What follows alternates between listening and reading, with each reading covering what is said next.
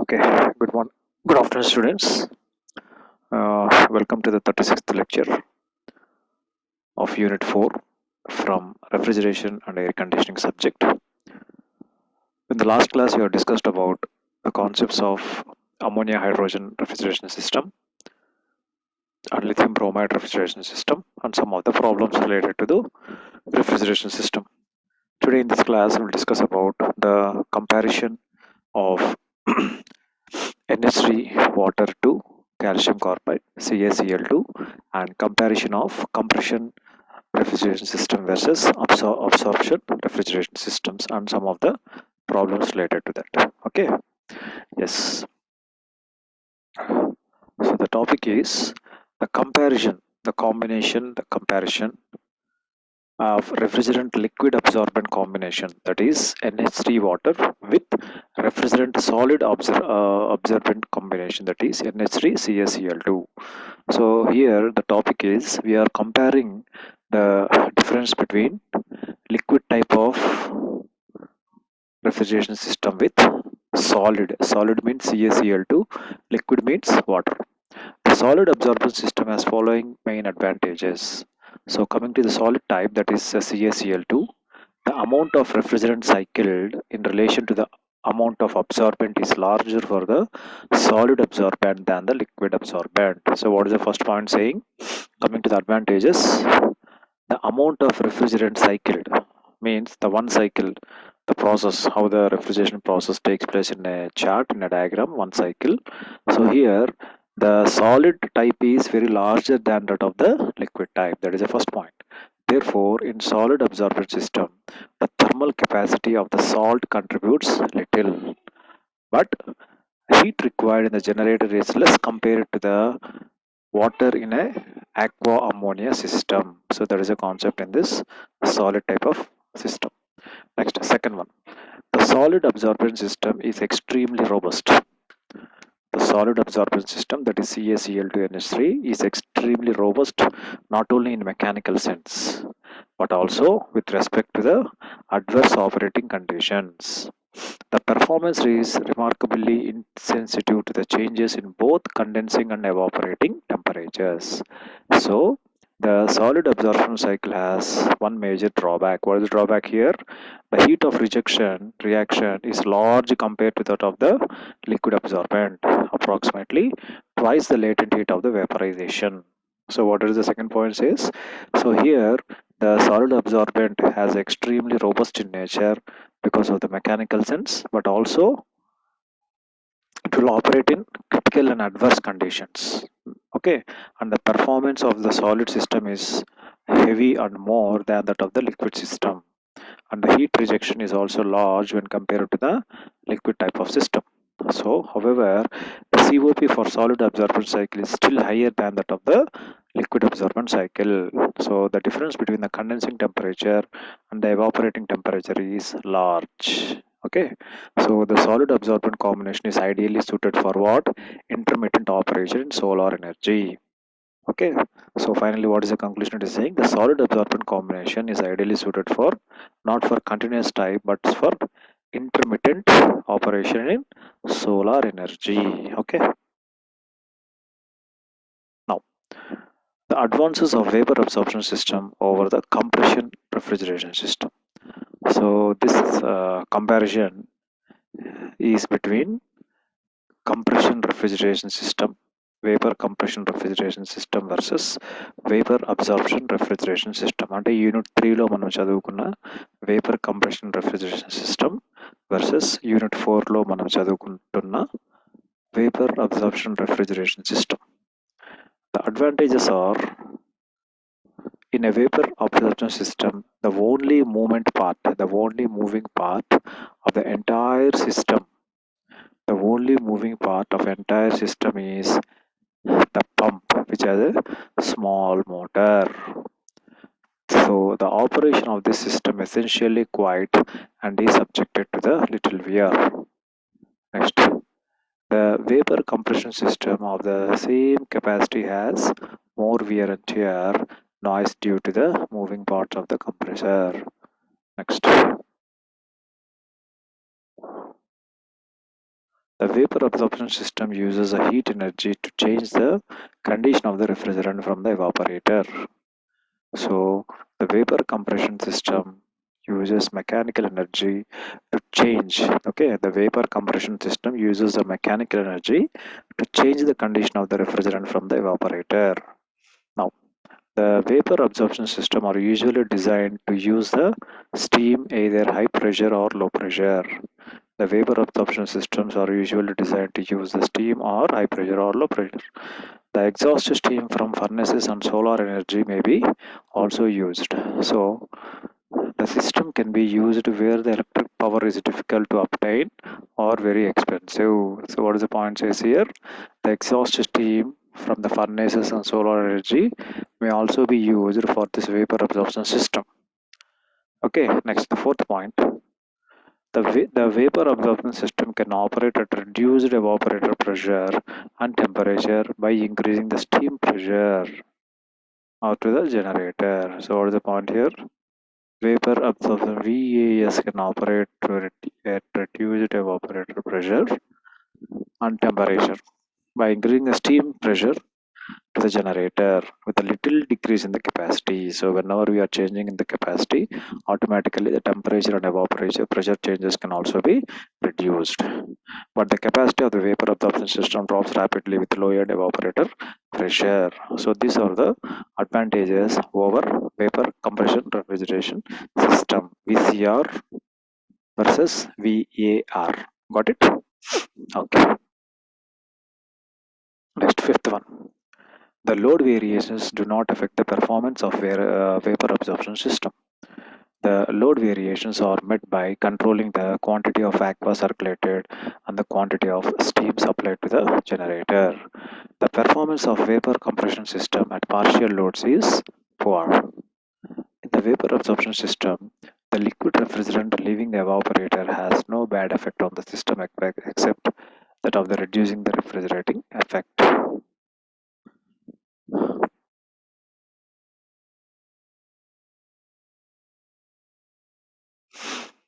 In the vapor compression system, it's essential to superheat the vapor refrigerant leaving the evaporator so that no liquid may enter the compressor.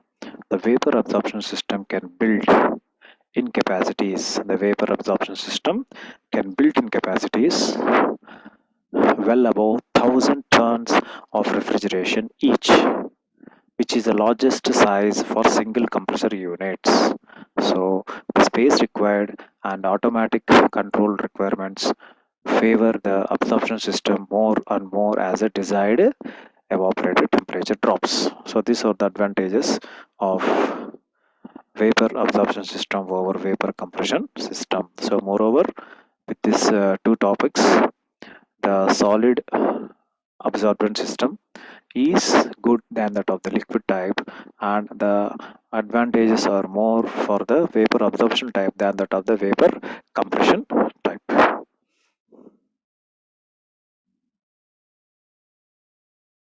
Next, so this is a short form of comparison between compression type and absorption refrigerant type.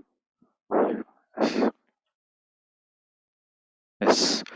Next one, comparison between the compression type as well as the absorption type.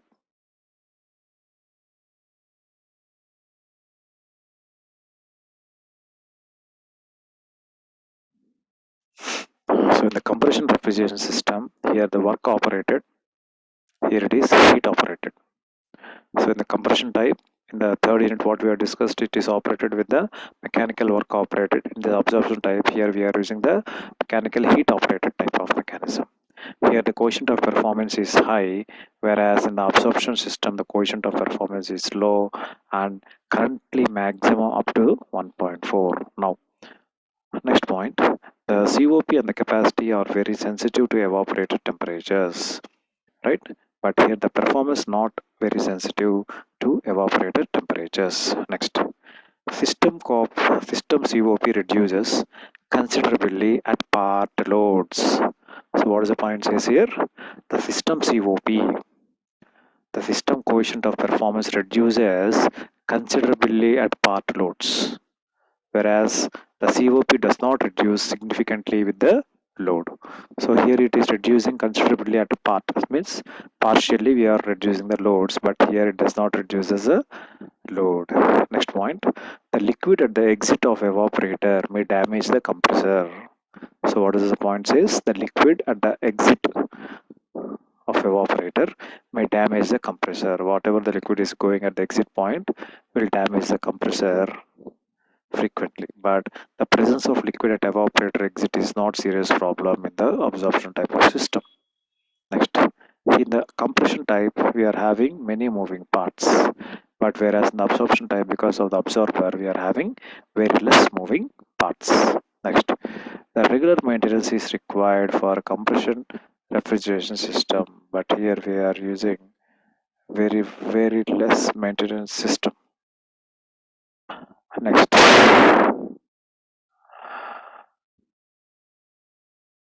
because of the many moving parts in the compression refrigeration system, we are having higher noise and vibration, and at the absorption system we are having less noise and vibration.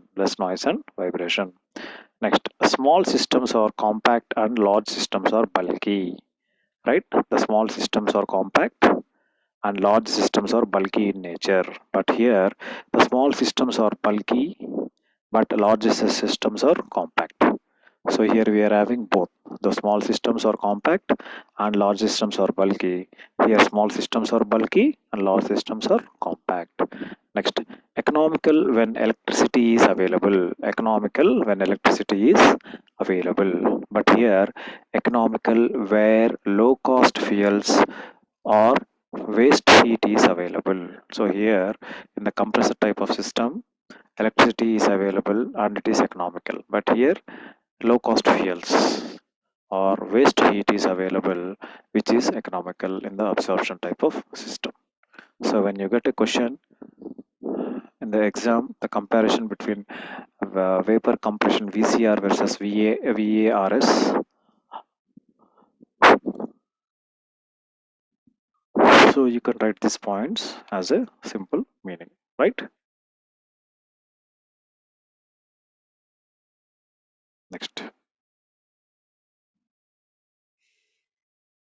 Next one is coefficient of performance of an ideal vapor absorption refrigeration system. The further point to be discussed in this absorption type of system is COP. To calculation of COP we are doing. So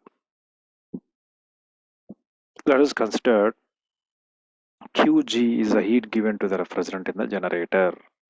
QG is a refrigerant in the generator. QC is a discharge to the atmosphere or cooling water from the condenser and the absorber.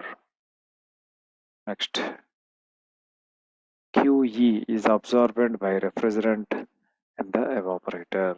So QG, QC and QE are the refrigerant in the generator discharged and the absorbent refrigerant in the evaporator. So based upon these four things, that is heat QP is added to the refrigerant due to the pump work. Okay, so these are the pump work. So these are the four parameters which is used for calculating the COP. Now, neglecting the heat due to the pump work QP, we have the following first law of thermodynamics says that QC is equals to QG plus QE. So what is a QC? QC is equals to QG plus QE. So make it as a first point. What is a TG here? So let TG is equals to temperature at which the let TG is equals to temperature at which QG is given to the generator. Let Tc is equals to temperature at which Qc is discharged to the atmosphere. Let Te is equals to temperature at which heat QE is absorbed in the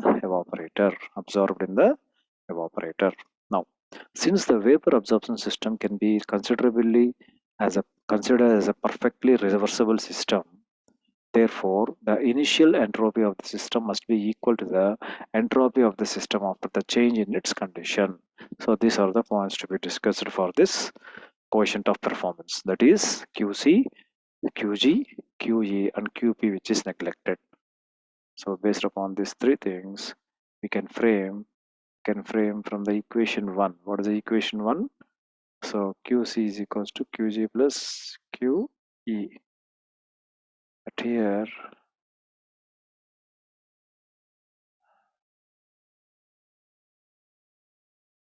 right? Now based upon this, QG by TG is plus QE plus T.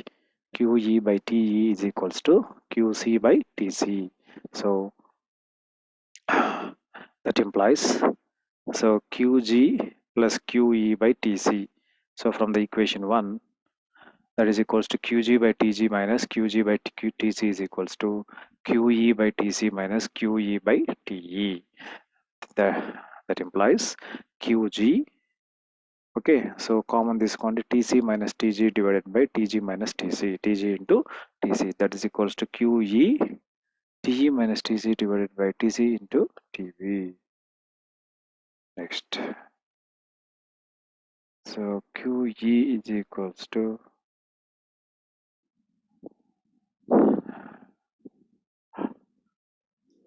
TE minus TC divided by TC into TE whole to the power of EG, this is current, TG into TC divided by TG into TC divided by TC minus TG. Therefore, QG is equals to TC minus TE divided by TC into TG into TC divided by TG into TC.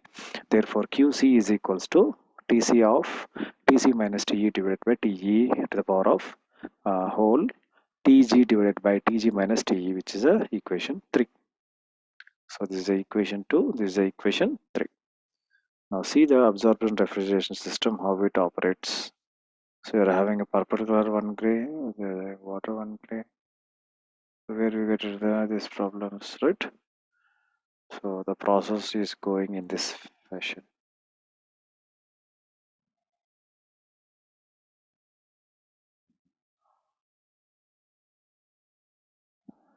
Next.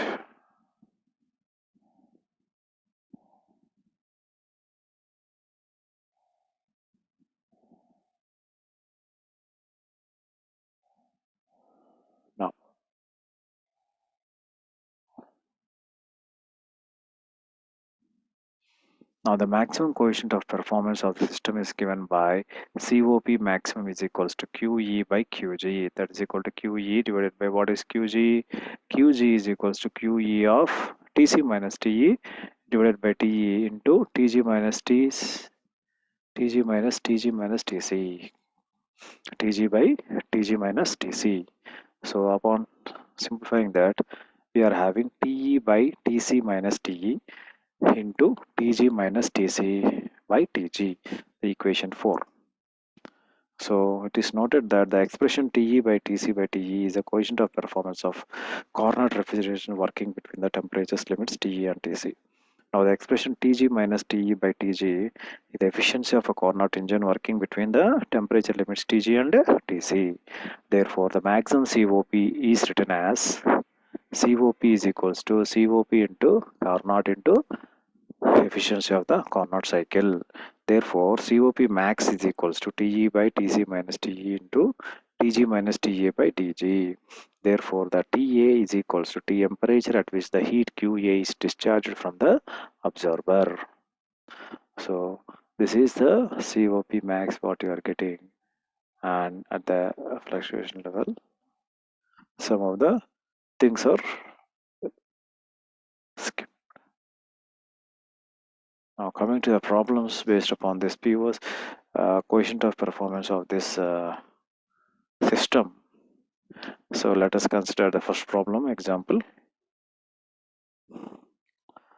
The vapor compression in the vapor absorption refrigeration system. The heating, cooling and refrigeration take place at the temperatures of 100 degrees, 20 degrees, minus 5 degrees respectively. Find the maximum COP of the system. So what is the given data? The heating TG is equals to 100 degrees. The 100 degrees and 100 plus 273 373 Kelvin. The cooling TC is equals to 20 degrees and heating, cooling, and refrigeration. So the refrigeration is minus 5 degrees. That is equals to 270 plus 280, 368. So these are the given data. So what is the COP as we discussed derived in this one? So apply this information at this point. So the COP maximum COP is equals to TE by TC minus TE into TG minus TC by TG. So substitute the values. So directly after substituting the values, we are getting the answer, that is 2.3 answer. So that is the required maximum COP of the system. So like this the problems will be solved. So we'll take the second problem. In an absorption type of refrigeration system, the heat is applied to the Nh3 generator by condensing the steam at 2 bar and 90 degrees, right? The temperature in the refrigerator to be maintained at 5 degrees centigrade.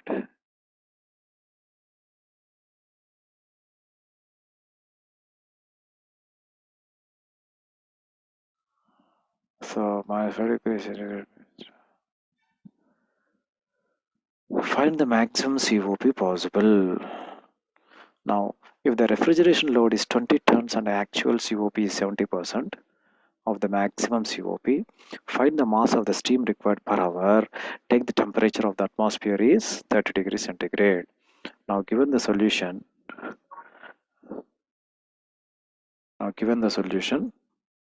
P is equals to 2 bar, X is equal to 90 degrees, that is equal to 0.9, TE is equals to minus 5 degrees, that is minus 5 plus 273, Q is equals to 20, turns actual COP is equals to 70%. So where is 70%?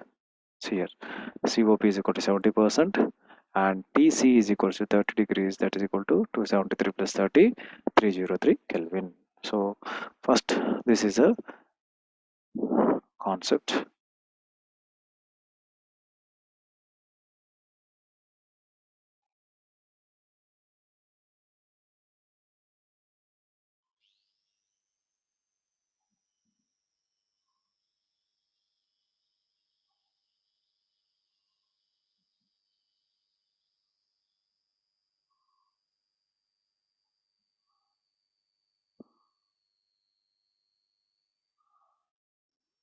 Now,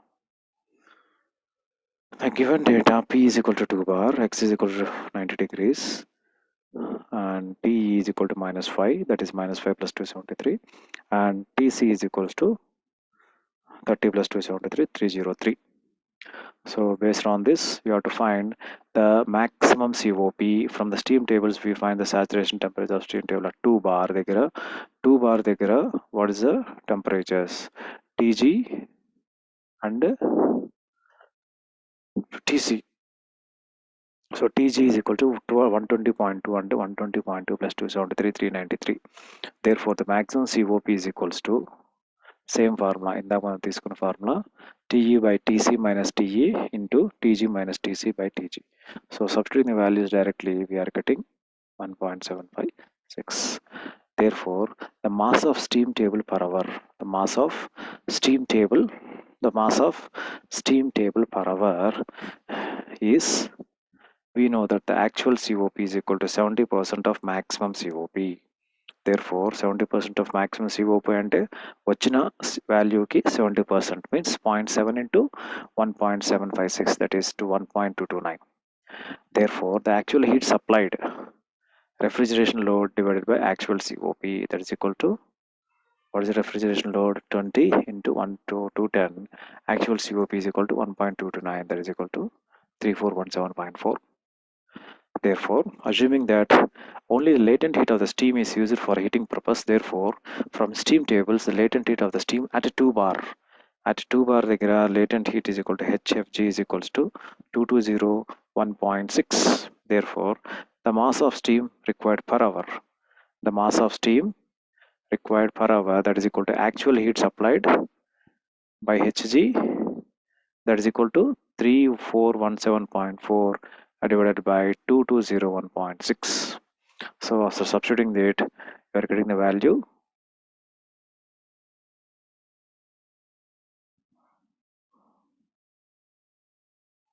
You are getting the value.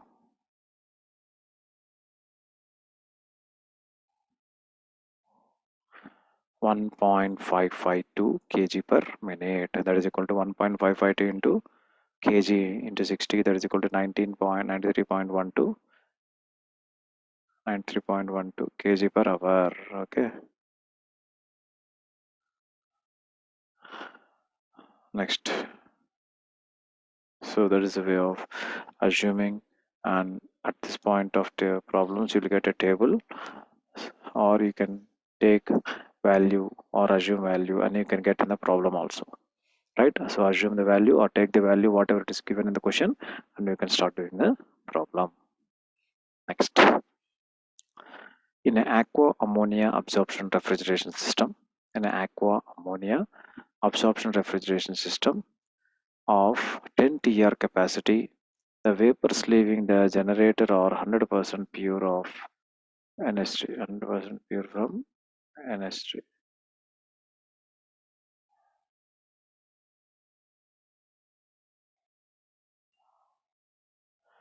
The aqua refrigeration absorption system, sorry,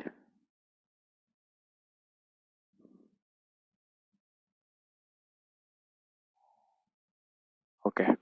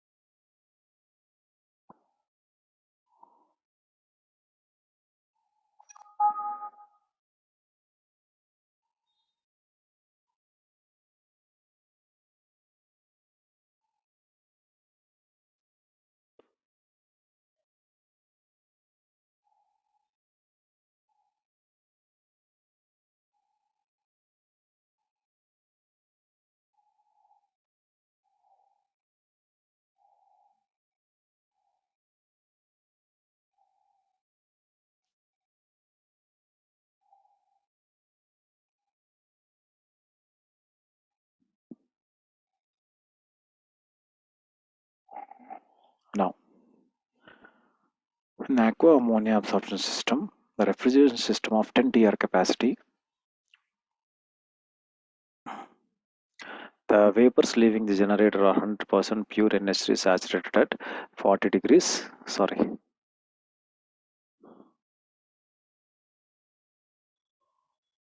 40 degrees centigrade.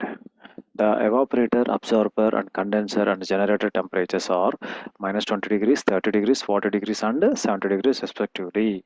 At absorber exit, the concentration of ammonia in solution is X is equal to 0.38, enthalpy H is equal to 22 kg per kg, kilojoules per kg, and generator exit weak solution X is equals to 0.1 and H is equals to 695 kilojoules per kg.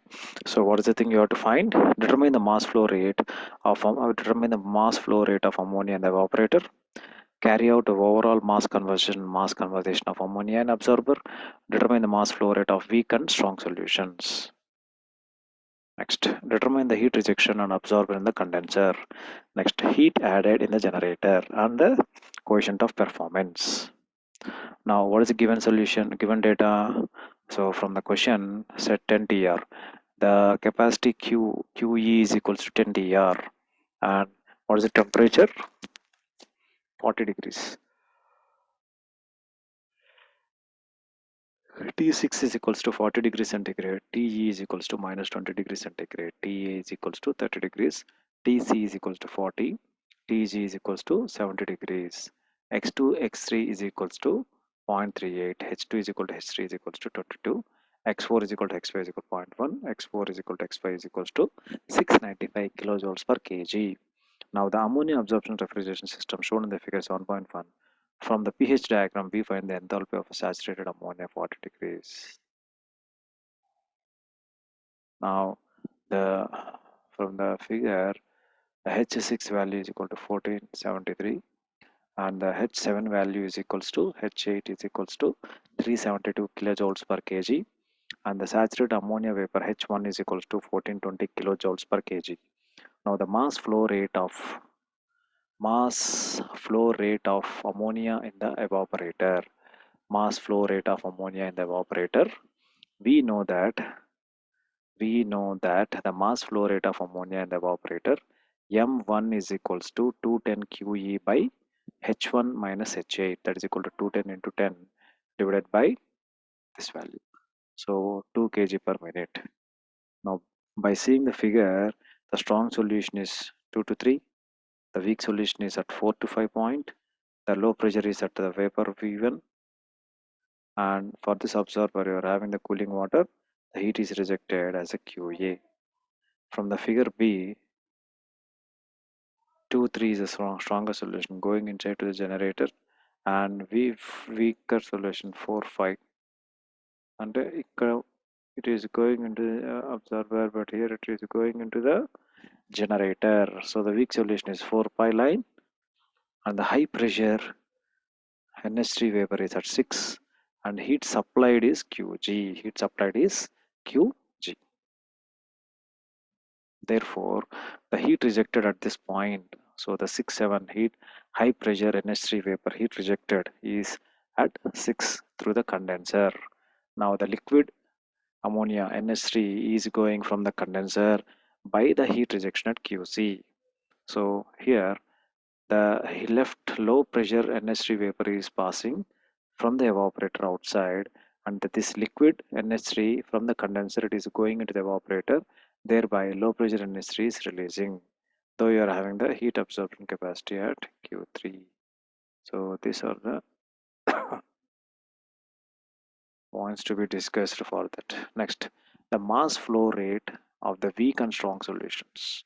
So let M4 and M2 are the mass flow weak and strong solutions. Therefore, from the figure 7.4a, from this A, so M1 plus M4 is equals to M2. And considering the material balance of NH3 in the absorber, M1x1 plus M4x4 is equals to M2x2, implies M1 M2 equals to,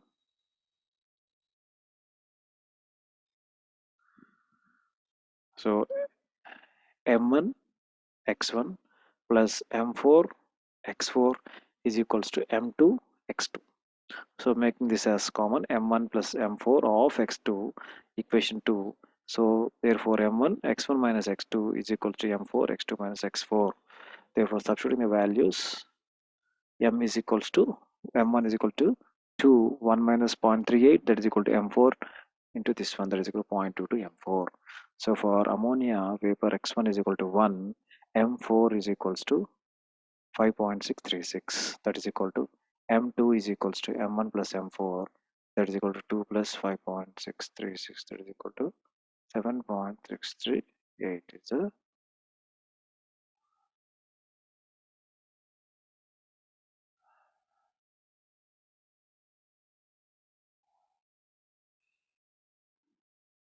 so the third one is heat rejection point. The heat rejection in the absorber and the condenser. The considering the energy balance for absorber, the heat rejected atmosphere is QA is equals to M1 H1 plus M4 H4 minus M2 H2. That implies 2 into values plus M4 into H4, so on. So finally you are getting 6589. The heat rejected from the condenser by seeing the figure C, QC is equals to M6 of H6 minus H7, that is equal to 2202. Now the heat added to then the generator, QG is equals to M4H4 plus M6H6 minus M3H3. So finally 6695 kilojoules per minute. This is a heat added in the generator. Now the coefficient of performance here is, the coefficient of performance is COP is equals to QE by QG. What is QE? 10 into 210 divided by QG is equal to 6695, that is equal to 0.317. So this is a coefficient of performance for the required answer.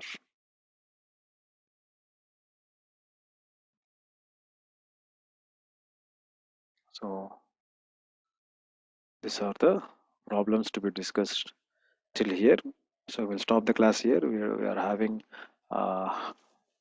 very few minutes to discuss. So we'll discuss the class in the next hour, tomorrow's class. So maximum 1 or 2 classes we shall complete the unit 4 and we can switch on to the unit 5 in the day after tomorrow's class. Okay. Hope you understood the comparison and the advantages of compression refrigeration system over absorption refrigeration system, right? And the short comparison of vapor compression versus vapor absorption system. Yes. PDF send.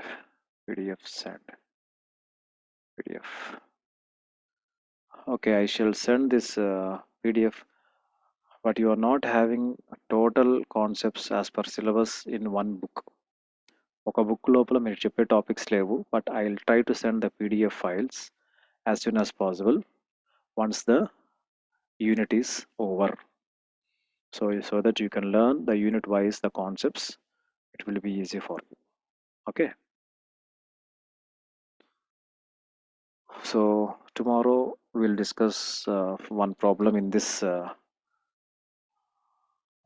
vapor absorption type, and we'll start steam jet refrigeration system, the concepts, the principles of steam jet refrigeration system, working principle, advantages, disadvantages, and you are having vortex tube refrigeration system, right? Vortex tube refrigeration system, and third other type of refrigeration system. So still more you are having 3 types of non-conventional refrigeration system, so that we can conclude the class and we can switch on to the unit 5 as soon as possible when we complete the unit 4.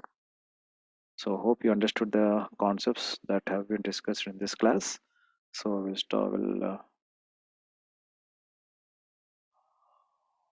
continue the class tomorrow the same time at same place. So today you are only 1% present in the class. Only 1% were present in the class. I don't know why the third year students are not attending the class regularly.